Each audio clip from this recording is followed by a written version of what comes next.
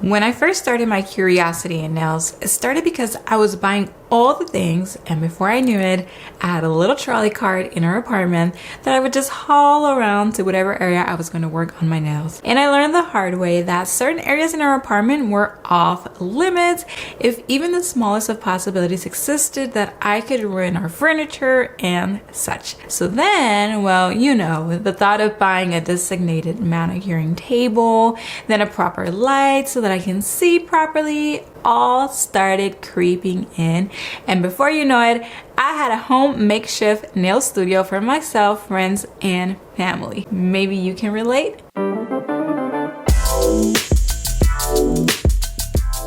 Hey there and welcome back, and if you are new here, welcome. My name is Paola of paolaponcenails.com, your source for all things premium soft gels and entrepreneurship in the nail industry. If this sounds like a niche you'd like to continue growing in, then at the end of this video, do consider subscribing to this channel and our weekly newsletter. Let's begin. But here's the thing, what you and I built in those days in our homes, up to this point that I've described, is not a business in most cases. It's simply a hobby area, and it really is not a matter of opinion, especially in the US. Your place of business has to be zoned, meaning constructed and approved by local ordinances as a place for legal business that allows foot traffic to happen. And here's what I see happening a lot. A lot of you will start your business on this foundation, the non-legit business situation, then go on to invest in all the things, whether that's education, high-end products, equipment, furniture, so on and so forth, and you may get exceptionally well at what you do, like the best nails ever, right? But you'll begin to notice your business really not propelling forward. And this brings me to what I want to talk about today. Why a home-based nail business will stunt your growth. And I want to be clear, I'm not talking about a properly sewn nail business with a separate entrance and all that is recognized by your local government as legal. Now, I did a video on that topic of a legal home-based nail business a couple of years ago. I'll link it up here in the iCard for you to learn more.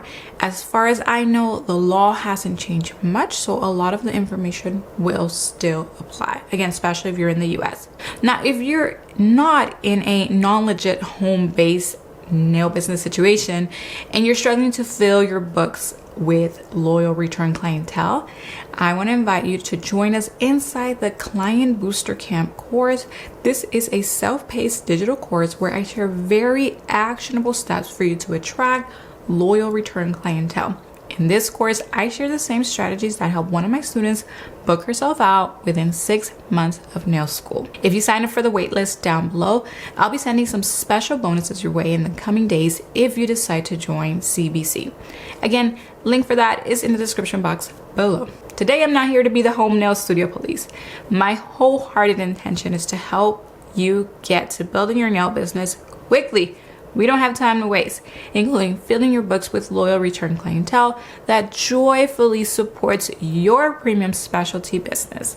And I'm finding more and more that those struggling the most are those trying to operate a home-based nail studio. So I thought I'd have to jump in here and talk about this. So I want to share 3 specific fallouts of a home-based nail studio that have been communicated to me by students or community members within the last 2 years or so. I don't want to share my opinion much because the law is the law, and also it's more beneficial for you to hear recent real-life stories than opinion. Fallout number 1, no bookings at all. This one is probably the most common. When you run a home-based nail business, clients are just not comfortable with that, especially a higher end clientele if, and I assume you are, trying to make top dollar doing this. So I know at least 3 nail techs that have shared with me that they've noticed reluctancy with prospects coming to their homes for nail services. And I mean, post 2020 especially, I get it. Plus, people more than ever are willing to pay top dollar for the experience or feeling that their pampering session gives them. I mean, come on, this idea of self-care blew up like crazy. The only way prospects are willing to compromise that experience is if they can get it on the cheap, which you can then see how that will be a catch-22 where you want to charge premium, but your clients may be having a hard time accepting that working out of your home is a premium experience. Fallout number 2, clients not tipping. So this is a new one for me, again, shared by a community member. This scenario went like this. A community member had her own nail suite, yearned to be home with her toddler, which I can totally understand because I've had one. So she closed the studio and started working from home, then started noticing clients not tipping anymore. When before at the suite, they were very generous tippers apparently. And I'm trying to remember why I felt like clients stopped tipping when I was in the salon taking clients. And often it had to do with raising my prices, but I thought it was fair. I'd rather them stop tipping, but they're still coming and I'm still making the same amount of money or more depending on how much I raise my prices by. So in that scenario where my community members saw clients stop tipping, what may have happened is that because they lost the premium experience, the client that is, and the tech, the expenditure of a designated nail suite with prices that may have not dropped for the client, the clients gave themselves a cut basically by not tipping. I could see that. Fallout number 3, losing the majority of all of your clients. Again, this is not a hypothetical. This actually happened to a community member. So for whatever perceived valuable reason, I'm sure this particular nail tech wanted to work from home. Seemed okay with clients at the beginning, but I feel like all clients are going to kind of save face about it a little bit at first.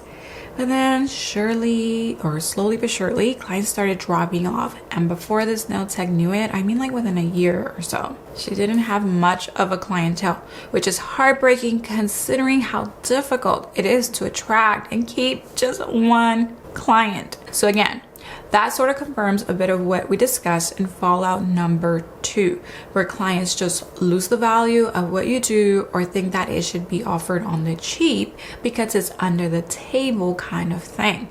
So yeah, just wanted to share these 3 fallouts with you all in case you are either currently in a home-based business, but you're struggling to grow your clientele or you're struggling to charge on the high end.